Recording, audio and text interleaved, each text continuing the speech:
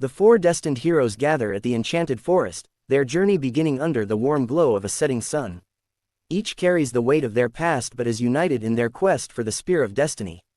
The wind howled through the ancient forest, its chilling whispers echoing tales of an artifact lost to time, one that had the power to change the fate of kingdoms, the spear of destiny.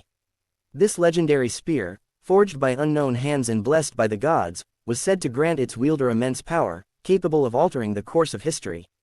Many had sought it, but few had survived the journey. In a world where darkness was steadily encroaching and hope grew dim, four strangers, each with their own unique destinies, were drawn together by an unseen force to seek out this legendary weapon. The summoning. A sky, painted in hues of fiery crimson, cast an ominous glow over the city of Amaldor. It was a place bustling with life, yet burdened with a sense of impending doom. In the heart of the city stood a grand cathedral, its towering spires reaching out to the heavens. It was here that the first of the four, a young knight named Roderick, received a vision. The night before, as he knelt in prayer, his hands clasped around the hilt of his sword, a sudden warmth spread through him. A radiant figure appeared before him, clad in shimmering armor, their voice echoing like the tolling of ancient bells. "Seek the spear of destiny, Roderick. Your path is tied to its fate. You are not alone, others shall join you. Go to the sacred grove at the break of dawn." The vision faded, leaving Roderick with an inexplicable sense of duty. His resolve steeled, he set out as dawn broke, riding his faithful steed toward the sacred grove, unaware that three others would soon join him on this perilous journey. The mysterious companions. Upon arriving at the sacred grove, Roderick found himself in the company of three strangers, each equally bewildered yet drawn to this place by their own mysterious summons. The first was Elira, a young sorceress with eyes like the night sky, her dark hair flowing in loose waves down her back. She carried an ancient grimoire at her hip, its pages filled with spells that could manipulate the elements themselves. "I dreamt of fire and lightning," she explained to Roderick, her voice soft but filled with an underlying power. "I was told to seek the spear, to restore balance to this world." The second was Kale, a rogue with a scar that ran from his temple down to his cheek. His movements were fluid, as if every step was calculated. His eyes flickered with suspicion, but his curiosity was undeniable. "A masked man whispered to me in my sleep," he muttered, leaning against a tree. "Said that the spear would give me the power to rewrite my fate. I'm not one to ignore an invitation like that."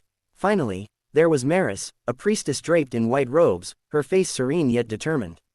She carried a staff, its tip adorned with a crystal that glowed faintly with every breath. "The gods called to me," she said simply, her eyes meeting Roderick's. They spoke of a darkness rising, and that only the spear could drive it back. As the four stood together, they felt an invisible bond forming between them, one that transcended their differences.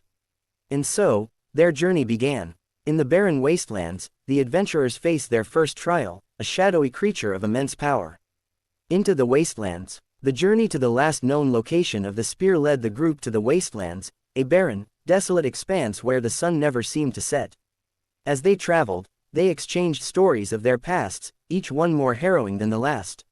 Roderick spoke of the war that had taken his father, the knight who had inspired him to take up the sword. Elira told tales of her mother, a witch burned at the stake for her power. Kale revealed that he was once a prince who had been betrayed by his own family. And Maris had never known her family, raised instead by the church and groomed for a destiny she never chose. It was in these wastelands that they encountered their first trial, a creature born of shadow and bone, its eyes glowing red as it lunged toward them. It moved with lightning speed, claws slicing through the air, leaving trails of darkness in its wake. For a moment, the group hesitated, but then they moved as one, their synergy undeniable. Roderick's sword clashed with the beast's claws, sparks flying as steel met bone. Elira chanted an incantation, and flames erupted from her hands, scorching the creature's flesh.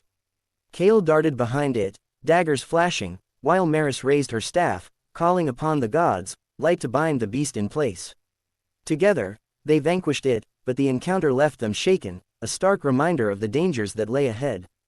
The Guardian's warning. The group pressed on, eventually finding themselves at the entrance of a forgotten temple, hidden deep within the wastelands.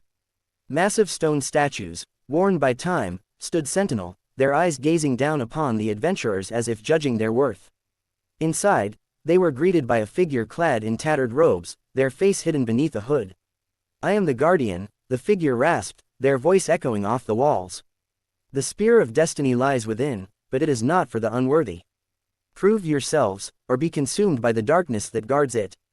Without warning, the guardian extended a hand, and the ground beneath them shifted. The floor crumbled, revealing a chasm filled with writhing shadows. Tentacles of darkness shot forth, wrapping around the adventurers, pulling them toward the abyss. Focus! Elira cried out, fire dancing across her fingers as she burned away the shadows. Roderick slashed through them, his blade glowing with a radiant light.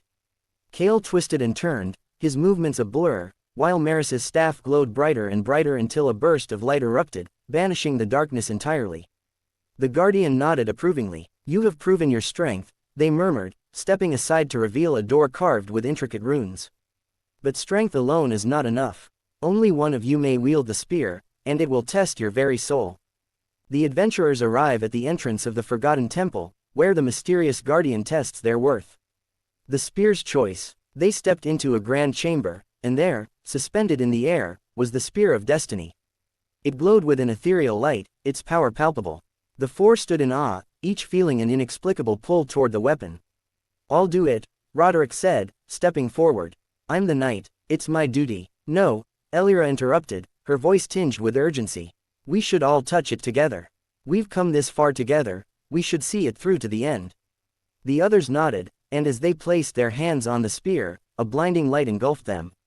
Their minds were flooded with visions, of battles won and lost, of kingdoms rising and falling. They saw their pasts, their fears, and their hopes laid bare.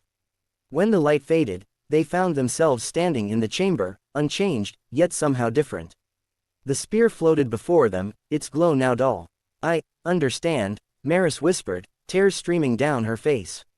The spear isn't a weapon. It's a guide, a symbol of the choices we must make.